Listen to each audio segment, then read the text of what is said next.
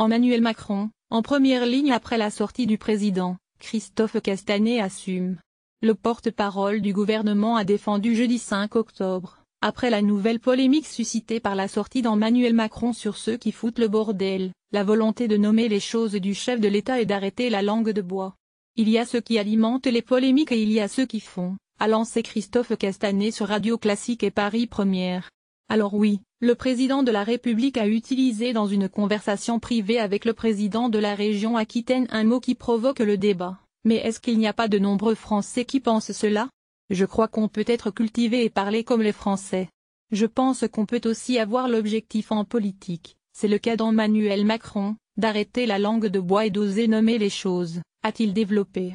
Moi, j'assume qu'un président de la République puisse nommer les choses et utiliser les mots que nous utilisons tous au quotidien, a-t-il martelé. Un aparté avec le président de la région Nouvelle-Aquitaine lors d'un déplacement à Égletons. Au cours d'un aparté avec le président de la région Nouvelle-Aquitaine, Alain Rousset, qui évoquait les difficultés à recruter d'une entreprise de fonderie de sel, Corrèze, Emmanuel Macron a estimé que certains, au lieu de foutre le bordel, feraient mieux d'aller regarder s'ils ne peuvent pas avoir des postes là-bas, parce qu'il y en a qui ont les qualifications pour le faire et ce n'est pas loin de chez eux.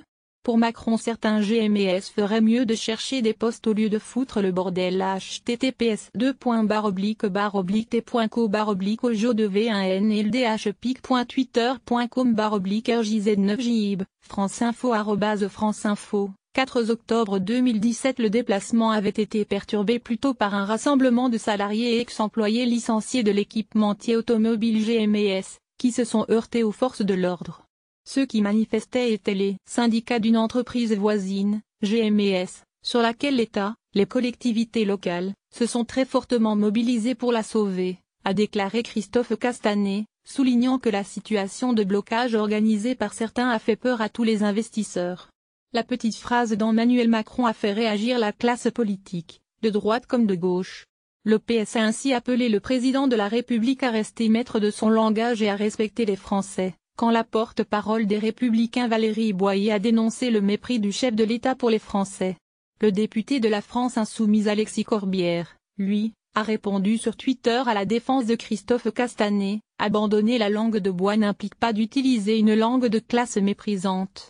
Lire aussi, mépris, insulte.